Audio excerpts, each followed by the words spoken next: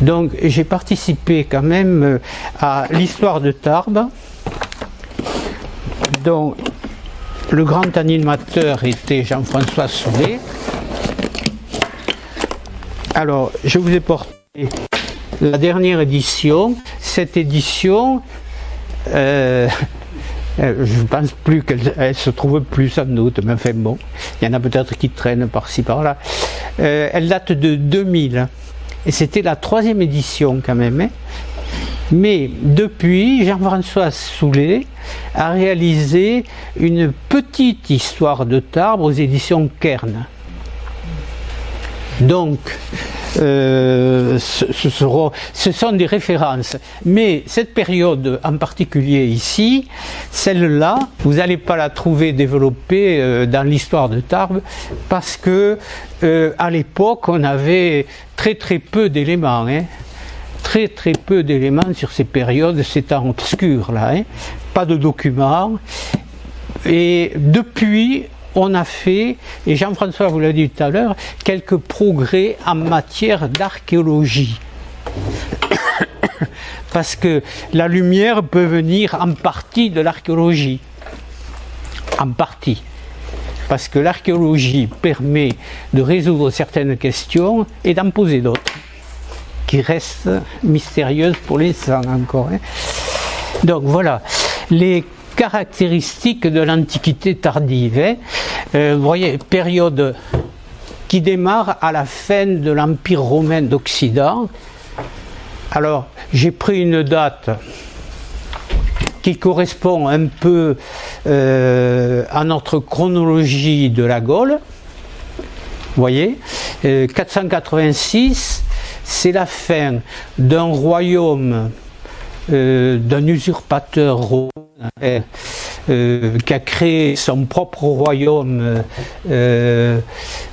si vous voulez, sur les débris de l'Empire romain. Il s'appelait Syagrius. Donc c'est la fin de l'empire de Syagrius, vous voyez, comme ça se prononce. Voilà. Et allez-y, installez-vous. Il y a des places vers l'avant, hein, si vous préférez. Donc, 10 ans avant, 476, on aurait pu choisir cette date aussi pour la fin de l'Empire romain, c'est qu'un empereur qui s'appelait Odoacre et qui avait pour capitale Ravenne et non Rome, en Italie, eh bien lui aussi, il est obligé de démissionner, si on peut dire, à l'époque. Enfin, on lui enlève sa royauté, si vous voulez. Il a encore le titre d'empereur, mais enfin pas pour longtemps. Là, c'est fini, donc ça va être... La place est faite à des royaumes barbares. Par exemple, le royaume franc, chez nous, ou le royaume burgonde, ou le royaume alamand, à la fois un petit peu en France et surtout en Allemagne, donc actuelle. Bon, on l'appelle aussi le Haut Moyen-Âge, et la civilisation fait quand même une très large place aux acquis de la période romaine. Alors je vous ai parlé de la langue, le latin qui va perdurer, et c'est un peu pour tout la même chose. Les modes de vie ne vont changer que très partiellement, et par exemple le système des grands domaines qu'on appelait le système des villas. La villa romaine, c'est un grand domaine rural, hein, une sorte de château. Même une sorte de château à la campagne avec une partie pour le propriétaire qui est un grand propriétaire terrien et une partie donc où il y a les bâtiments d'exploitation. Alors dans ce qu'on pourrait appeler le château à milieu rural, hein, vous avez donc tout le confort de l'époque, par exemple le balnéaire, les bains, voyez, les bains, vous savez que les Romains passaient beaucoup de temps dans les bains, du moins ceux qui avaient les moyens, hein. Mais et avec ce que vous avez ici à Lormeaux, mais à petite échelle, hein. C'était pas une grande villa celle-là, hein. Donc c'est une villa qu'on a fouillée dans les années 80, vous voyez, et c'était la première fois qu'on dégageait des vestiges romains des murs, si vous voulez, à Tarbes, en les laissant apparents. Alors ils ont été quand même reconstruits, hein. C'est pas le mur véritablement romain qui est là. Les employés de la ville ont recimenté tout ça, ont reconstruit, mais ça ressemble tout à fait à ce qu'il y avait. Sauf que si on l'avait laissé en l'état à l'époque, il n'y aurait plus de mur. Vous voyez? Donc il fallait consolider, quoi, hein. Donc autre chose que je vous ai signalé tout à l'heure, c'est la rareté des documents écrits. Vous voyez, les documents écrits sont très rares, et ici, en Bigorre, du moins dans la partie plaine, Piémont si vous voulez, plutôt, hein. Dans la partie Piémont, on n'a pas de documents parce que les protestants ont fait tellement de ravages qu'ils ont brûlé les églises, la cathédrale, enfin tout, notamment à Tarbes, hein. Ils ont brûlé beaucoup de choses et beaucoup de documents. Donc, ce sont des pertes irréparables. Donc, quelques progrès récents en archéologie, alors notamment à Maubourguet, hein, parce qu'à Maubourguet, avec Sylvain Douceau, mais je vous signale que l'an dernier, on a été avec un groupe de secours, on a été au musée de Maubourguet faire la visite. Vous voyez, donc si vous y avez été samedi, c'est encore mieux. Mais on a d'abord travaillé sur l'église de Maubourguet. L'église de Maubourguet, eh bien, ils ont changé toute la voûte en bois, dont le culte, elle a été fermée au culte. Et on en a profité pour faire une fouille là. C'était Sylvain Douceau, mais nous étions notre équipe là aussi à Maubourguet, et je vous le montrerai tout à l'heure ou la prochaine fois, mais en tous les cas, on a trouvé des traces d'établissements successifs, et ça c'est très rare que vous trouviez un lieu où il n'y ait plus d'église, de telle sorte qu'on puisse tout fouiller. Alors ça s'est produit par exemple, je ne sais pas si vous connaissez, c'est pas loin de Saint-Gaudens, c'est pas très loin de Saint-Bertrand de Comminges, et c'est la villa de Valentine, où il y avait un prieuré qui s'appelait Notre-Dame d'Arnesp, et ce prieuré avait été abandonné. Donc Georges Fouet à l'époque a pu faire des fouilles complète de l'édifice, si vous voulez. Il en a déduit une chronologie qui a été reprise. Donc vous avez depuis, soi-disant, le temple romain, enfin c'était son idée, je veux dire, hein, le temple romain jusqu'à l'église romane, vous avez tous les stades. Alors, dernièrement, une chercheuse qui s'est occupée de l'expansion du christianisme au sud de la Garonne, là, eh bien, elle a pu faire quelques datations carbone 14 sur des squelettes qui lui ont permis d'affiner certaines chronologies, si vous voulez. Bon, voilà. Donc c'est aussi la grande expansion du christianisme, et je vous signale qu'on avait fait une fouille aussi dans la cathédrale de Tarbes. Quand ils ont mis le chauffage dans le sol, on a suivi les travaux surtout, mais comment dirais-je, c'était pas aussi tranquille que dans l'église de Maubourguet, si vous voulez, parce qu'à Maubourguet il n'y avait pas de culte. À la cathédrale, le culte était maintenu. parce qu'ils ont fait ça en 2 tranches, si vous voulez, une travée et puis l'autre travée de la nef, là, l'une après l'autre.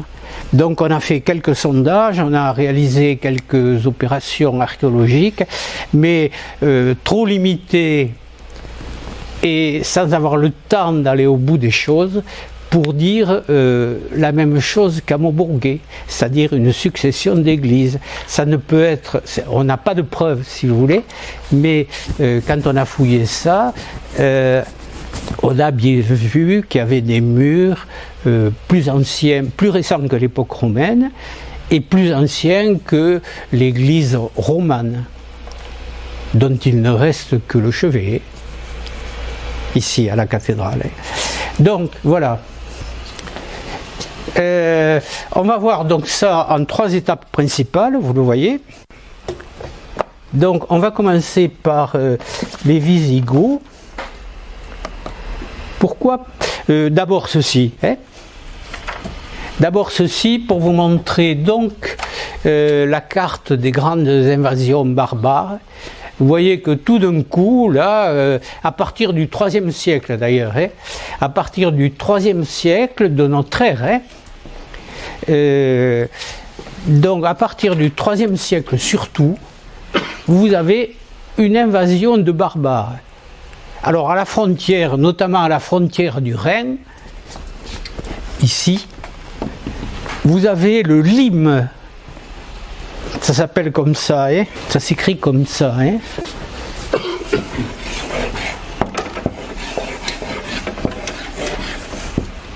Le Lyme, c'est la frontière fortifiée des Romains. Vous voyez, et donc ça consiste en une muraille, et puis des tours espacées quand même, et puis des sortes de camps militaires où il y a des soldats prêts à intervenir sur une portion de muraille à défendre. Voyez. Donc le Lyme est franchi à la fin du IIIe siècle pour la première fois, et alors vous avez un déferlement de plusieurs peuplades là, et les plus célèbres parmi les plus destructeurs, ce sont les Vandales, puisque le mot est resté. Donc ça a marqué les esprits, il faut croire. Ce qui provoque le départ, à l'origine, c'est qu'ils sont poussés par les Huns. Vous allez mieux le voir sur la carte suivante. Donc vous avez vraiment la poussée des Huns derrière.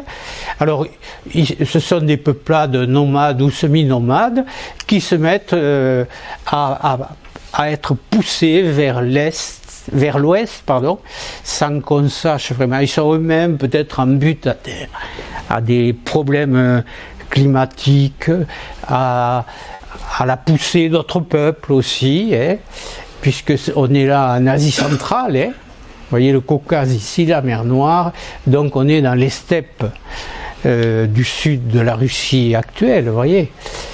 Et ensuite, donc, il y a tout un tas de peuplades qui étaient dans l'Europe du Nord, là, surtout dans les plaines, et ces peuplades vont être poussées et vont franchir le Lyme et déferler, détruire, piller, etc. Et par conséquent, ceux qui sont pour nous le plus caractéristique, d'abord que je vous dise, dans le sud-ouest en général, sous la poussée de ces sous la poussée de ces peuples, avec la montée de l'insécurité, les gens quittent les villes et vont s'installer à la campagne, dans les villas. Donc, c'est l'époque, au IVe et Ve siècle, et puis ça perdurait peut-être par la suite, de la dolce vita. C'est-à-dire, dans ces villes-là,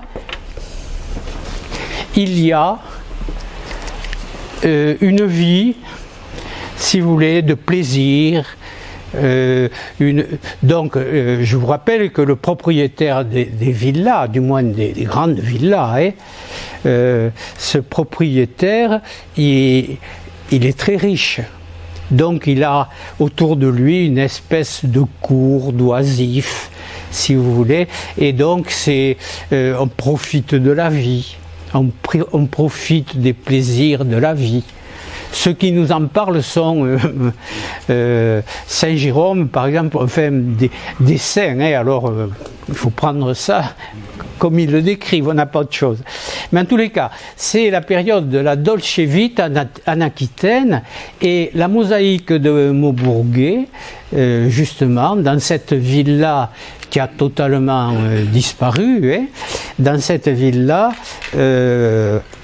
ça n'est le témoignage de ces splendeurs issues de la Dolce Vita en Aquitaine, si vous voulez. C'est là qu'on rencontre les plus belles mosaïques, c'est Montmorem par exemple, voyez, entre autres. Donc c'est la Dolce Vita, et par conséquent, là nous sommes concernés. Et les villes se rétrécissent en quelque sorte, et Tarbes à ce moment-là se réduit à un petit périmètre autour de la cathédrale. C'est pas la cathédrale actuelle, attention, bien sûr. Donc c'est à la Cède, vous avez donc un noyau d'habitat.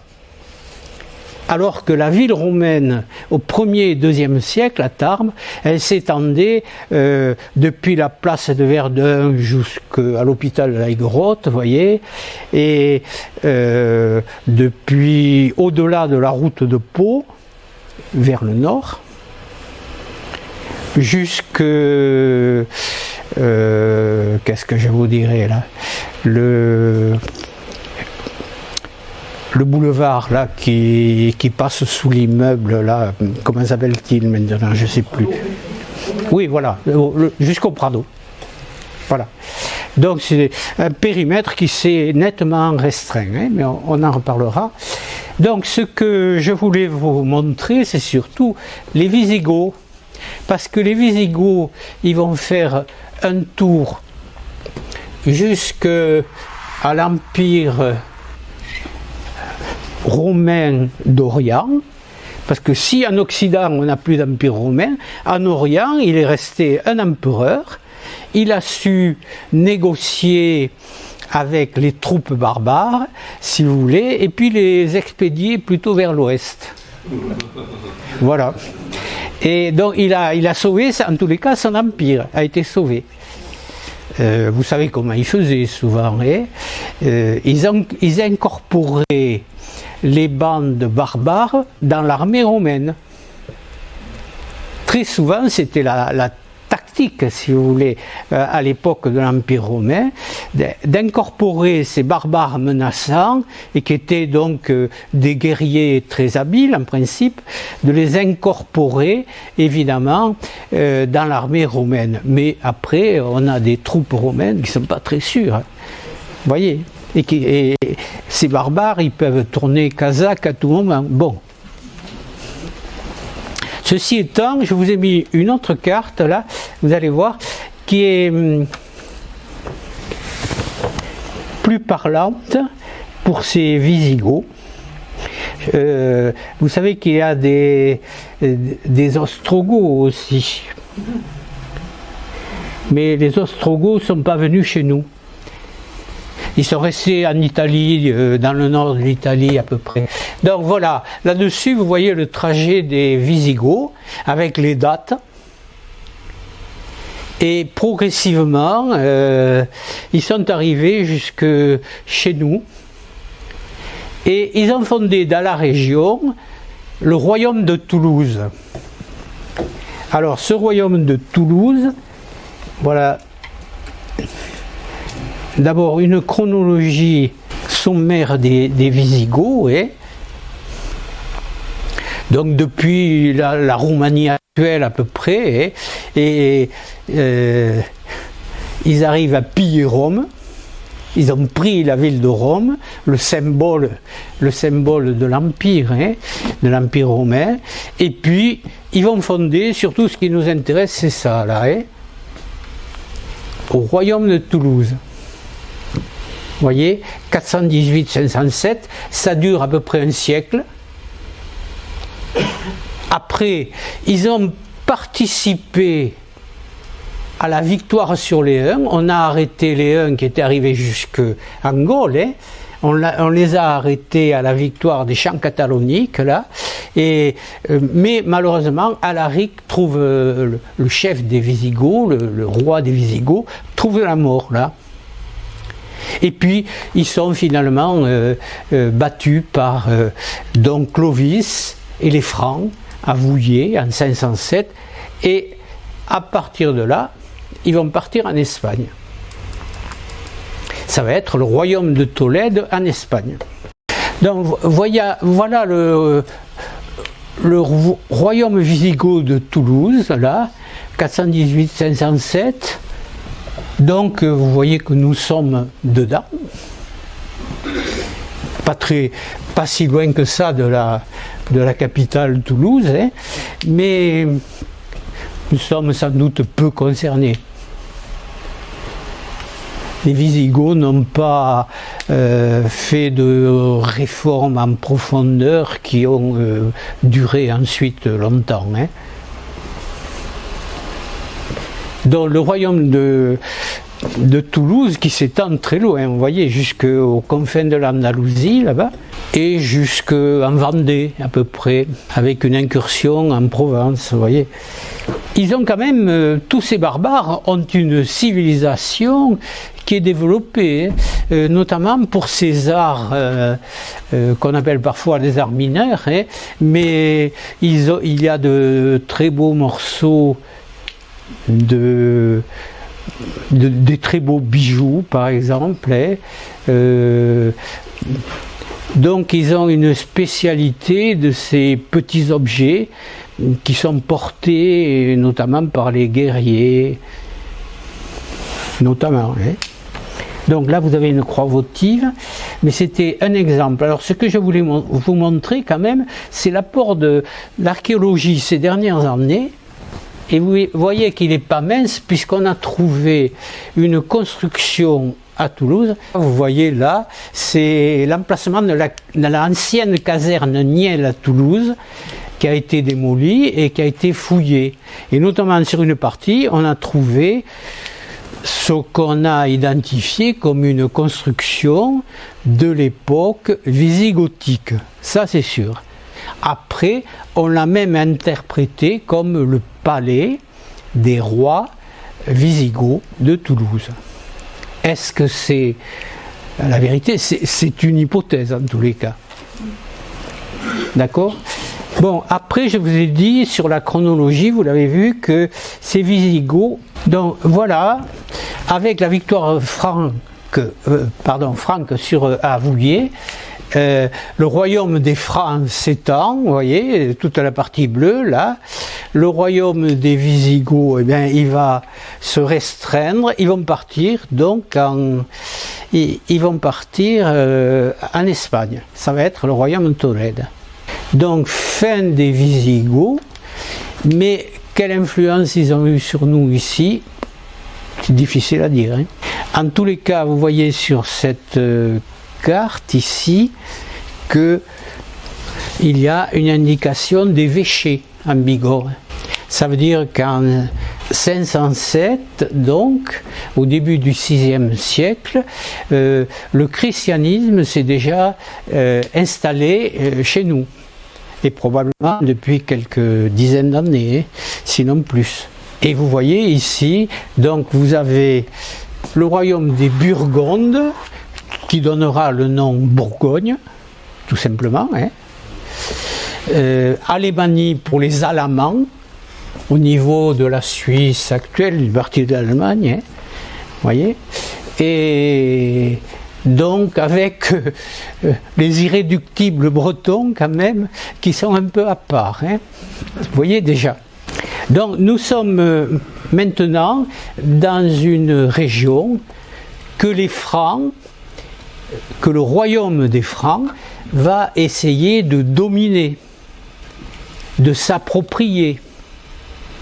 Alors ça va être une période relativement troublée, bien sûr. Et sur les Pyrénées, j'insiste davantage là-dessus, sur les Pyrénées, dans les Pyrénées, jusque dans le Piémont notamment du nord, de la vallée de l'Èbre à l'océan, vous avez les Vascons. Alors les Vascons qui ont donné les Basques. Vous voyez ? Donc ils étaient installés sur toutes les Pyrénées. Ils sont maîtres d'écoles. Vous vous rappelez la chanson de Roland et l'épisode de Roncevaux, 732, l'arrière de l'armée de Charlemagne qui est complètement défaite là à Roncevaux par les Basques. Bien sûr, donc ils sont maîtres d'école. Donc la première défaite franque, c'est en 581, vous voyez, vers la fin, on arrive à la fin du VIe siècle, là, et les Basques en profitent pour, pendant quelques dizaines d'années, donc piller, descendre dans les plaines, s'emparer des troupeaux, prendre les hommes comme esclaves pour les revendre éventuellement. Donc beaucoup de troubles dans la région jusqu'aux environs de 631, donc au 7e siècle. Là. On a certainement été très concernés donc, par ces exactions des Basques. Oui, alors là je m'aperçois qu'il y a Aquitaine, bien sûr vous corrigez. L'invasion sarrasine va se profiler aussi, vous voyez, avec ce point culminant de 732, puisque en passant essentiellement par les deux côtés de la chaîne des Pyrénées, les Sarrasins se sont emparés de régions du côté de Narbonne, vous voyez, ils vont remonter et ils seront arrêtés à Poitiers, comme le dit en 732 ou environ, on va dire, parce qu'on a remis les dates exactes en cause, mais à quelques mois près, ça ne va pas changer grand-chose pour nous. Donc les Sarrasins, je pense qu'on est peu concernés, nous, ici. Il y a eu peut-être quelques groupes qui sont passés par la montagne, mais certainement peu quand même. Puisque, comme maintenant, le trajet le plus facile, c'est par les extrémités de la chaîne, côté Méditerranée ou côté océan. Voilà. Donc on va les laisser de côté. Je vous signale, vous connaissez sans doute la légende de la lande mourine. Oui. Non. Ben, là, nous avons notre propre légende. Légende, qui n'a rien à voir avec l'histoire. La légende veut que notre saint local, qui s'appelait Mesclin ou Misselin, ait arrêté les Arabes à la lande mourine. Mourine parce que on fait vite le rapprochement, mais c'est comme en anglais, il y a des faux amis. Mourine, ça vient de mort. C'est ce qu'ils disent, c'est ce qu'on dit dans la légende. Donc ils auraient arrêté les Arabes à la lande mourine, à l'emplacement de l'aéroport, la lande mourine, vous connaissez. C'est aussi un lieu archéologique important pour nous. Donc voilà. On va passer maintenant à quelque chose de différent. Simplement, je voulais vous donner un exemple de document quand même. Alors, un exemple de document. Alors, on a des documents concernant les conciles, la réunion des évêques. Et chaque fois qu'ils sont présents au concile, on a des documents qui indiquent qu'ils étaient présents. Voilà, avec le nom et la titulature, comme on appelle ça, hein, vous savez. Donc évêque de Tarbes ou évêque de Bigorre. Et le plus souvent, dans cette période-là, même tout le temps, on va avoir la mention évêque de Bigorre et non pas évêque de Tarbes. Vous comprenez pourquoi? Non? C'est parce que Saint-Lézé, autrement dit Bigorra, était à ce moment-là le chef-lieu de la province, avec l'évêque qui y était installé. Alors, ce qui est sûr en tous les cas, hein, ça c'est des suppositions, mais ce qui est sûr, c'est que le seul endroit de la Bigorre qui était fortifié, la seule ville qui a été fortifiée, c'est Saint-Lézé, c'est Bigorra. Je vais y arriver. Si vous voulez, c'est un élément parmi d'autres, on ne peut pas non plus s'en servir.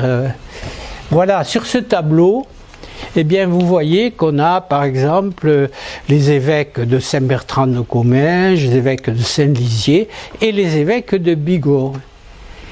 Et les évêques de Bigorre, ils sont présents au concile d'Agde en 506, vous voyez, et ils sont présents au concile d'Orléans en 541, au concile d'Éose ici en 551, et ici au concile de Mâcon en 614. Voilà, le genre de document qu'on est obligé d'utiliser, et ça ne nous amène pas très loin. Hein.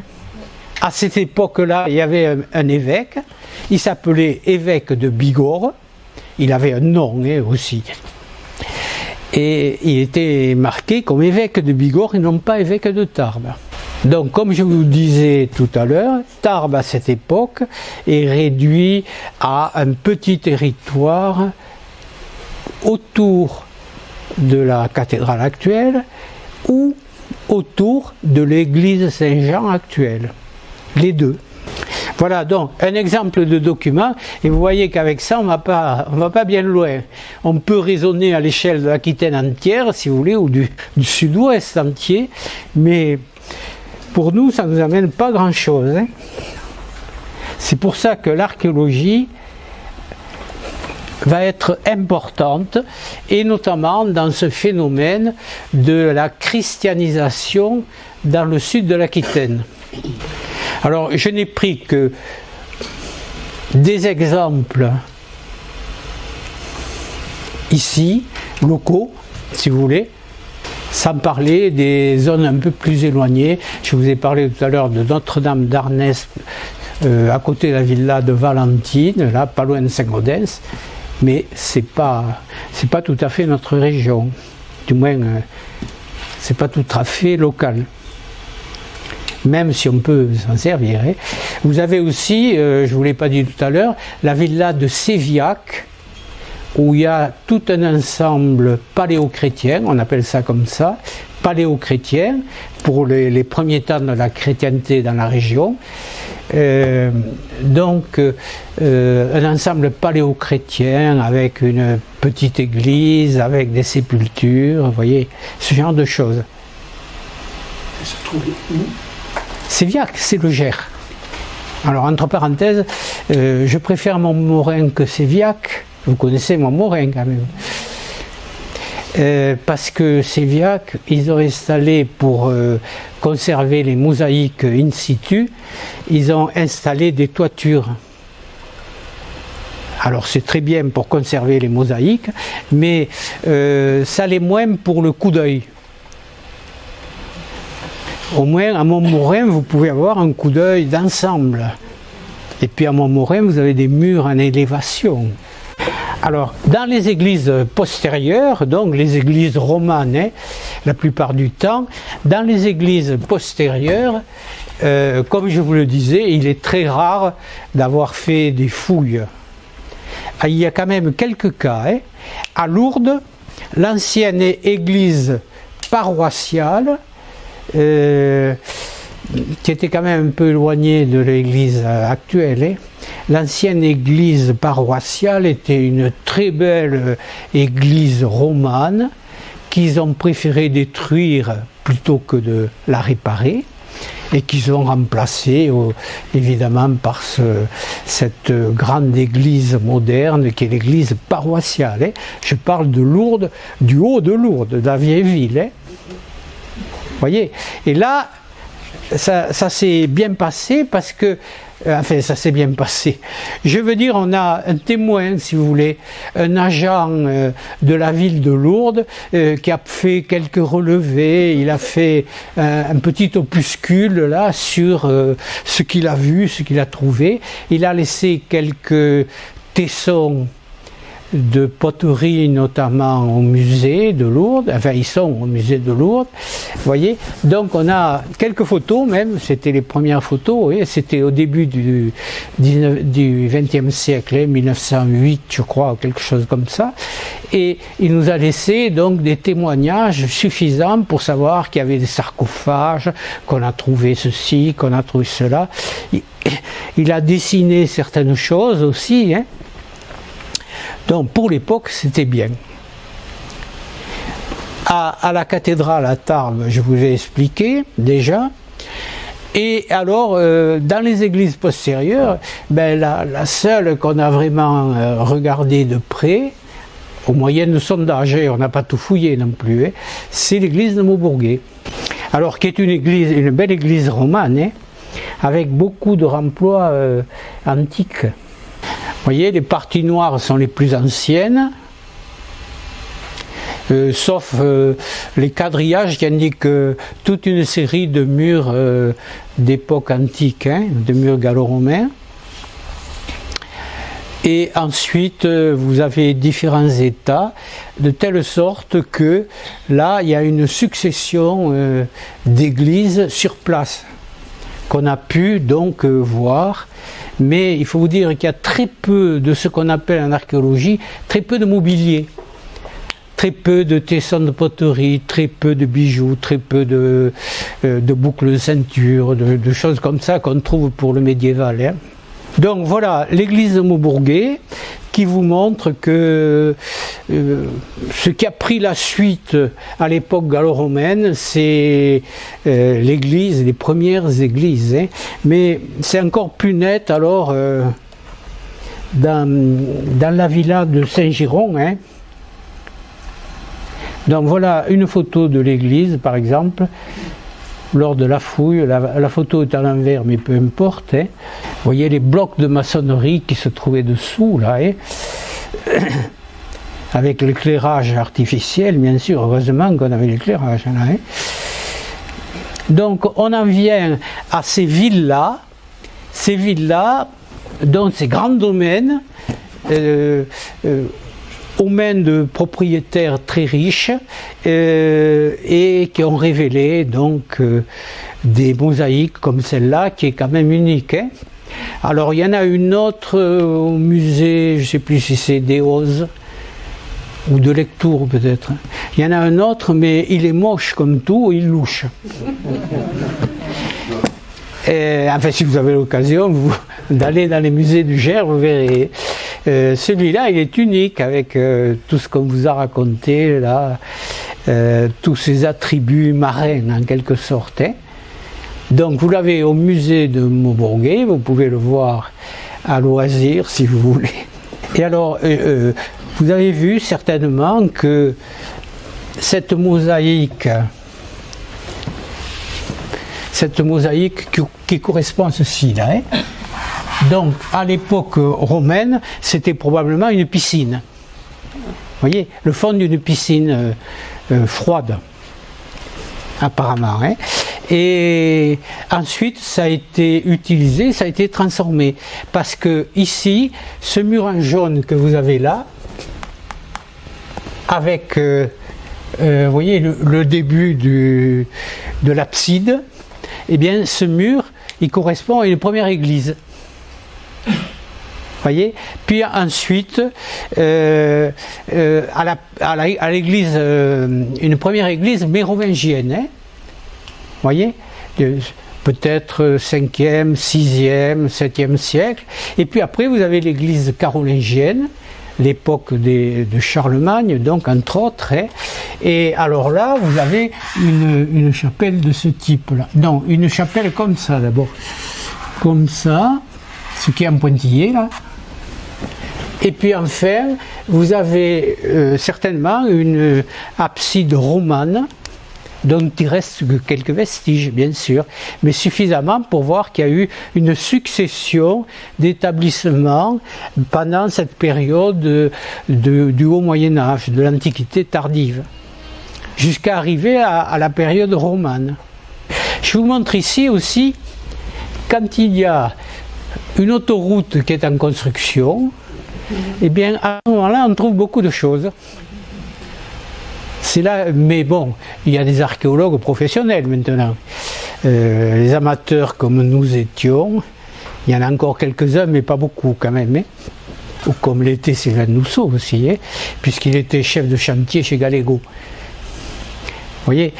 Donc, voilà ce qu'on a trouvé au lieu dit Saint-Martin d'Ozon, où on devait faire un échangeur qui ne s'est jamais fait. Je ne sais pas si vous vous rappelez l'épisode. Vous avez suffisamment de bouteilles pour vous en rappeler peut-être. L'échangeur ne s'est jamais fait parce que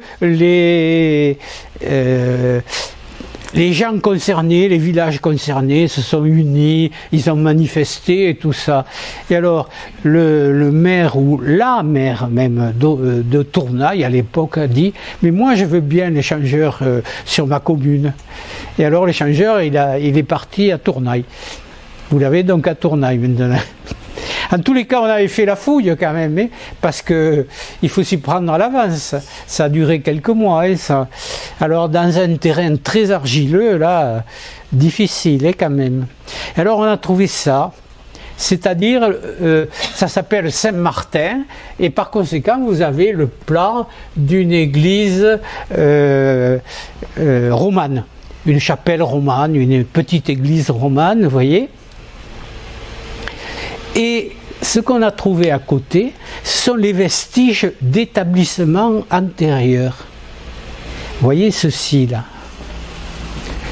Là, ces différents murs là qu'on a retrouvés ici, là. Vous voyez. Donc un premier établissement peut-être simplement rectangulaire. Un deuxième avec un mur de séparation, probablement, là, difficile à dire. Et puis, on a fouillé un petit peu à côté le cimetière, mais qui était très remanié, parce que tout ce terrain était labouré depuis tout le temps. D'ailleurs, le curé d'Ozon qui avait fait la monographie de sa commune, il indiquait que dans les années... je ne sais plus si c'est les années 1930 ou comme ça, eh bien, les paysans avaient trouvé des pièces de monnaie, alors ça avait des romaines, ça avait dû être le rendez-vous des chercheurs de trésors de tout le coin. Bon, en tous les cas, c'est vous dire que il y a beaucoup de choses qu'on ne voit plus, mais qui témoignent de cette période bien incertaine et mal connue. Alors ensuite, voilà, donc le genre de tombe très remaniée qu'on a trouvé là, alors les ossements, n'en parlons pas, il y en a un bout ici, un bout là, tout a été remanié, et ils ont dû trouver les pièces de monnaie dans ce secteur peut-être, vous voyez, et il en a souffert. Ah, ça plus les labours. Alors d'après les dires du curé d'Ozon, qui raconte ça dans sa monographie, il aurait été trouvé des cercueils en pierre. Alors des cercueils en pierre, ce sont des sarcophages, bien sûr, mais en réalité aucune trace de sarcophage. Et les sarcophages, ça laisse des traces quand même. Quand les couvercles sont cassés ou comme ça, on trouve quelques bouts. Vous voyez, là aucun. Donc on a fouillé ça sur le tracé de l'autoroute, en quelque sorte, du moins de l'échangeur. Par contre, ici, nous sommes à Tarbes-Cognac. Tarbes-Cognac, Roland Coquerel avait trouvé un certain nombre de sépultures, comme ça, qui sont des sépultures en galets. Vous voyez, on appelle ça anthropomorphes, c'est-à-dire qu'elles épousent la forme du corps. On peut les dater approximativement de cette époque légèrement pré-romane, un peu avant l'époque romane, peut-être 10e, 9e, 10e siècle, vous voyez, juste avant l'époque romane. Et alors là, il y avait des squelettes, et là aussi c'est repiqué sur une publication, donc la photo est pas belle. Hein. C'est où Tarbes-Cognac? Pardon? C'est où Tarbes-Cognac? Alors, c'est Cognac, et c'était l'époque où il n'y avait rien à Cognac. Chemin Cognac. Voilà, vous avez encore le chemin Cognac, mais ça s'est construit maintenant. C'est vers la route de Pau. Voilà. Oui, Décathlon, Ah, vous ne connaissez pas du tout? Non. Voilà, qu'est-ce qu'il y a là maintenant? Il y a plein de magasins là maintenant. Décathlon, Café, Voilà, Décathlon est dans ce coin là. Mais c'est plutôt à l'autre bout de la rue que du côté route de Pau. vers Chemin d'Ibos. Voilà, vers Chemin d'Ibos. Voilà. Mais bon, à l'époque, je ne faisais pas d'archéologie, donc je ne saurais pas vous dire où exactement. En tous les cas, c'est un peu l'illustration de la faiblesse archéologique en France, parce que des travaux ont été faits pour agrandir les chemins, pour construire tous ces magasins-là, et personne n'a jamais rien regardé. Donc il y avait un cimetière, et les documents, là il y en a quand même, attestent de la présence d'une église à Cognac. Et ça correspond donc à cette période plus tardive que ceux dont on a parlé jusqu'à présent, c'est-à-dire 9e, du 9e au 11e siècle peut-être, hein, celle des sépultures anthropomorphes en galets. Et quelquefois, à l'emplacement de la tête, vous avez une loge en plus, une loge pour la tête, une loge céphalique. Vous voyez?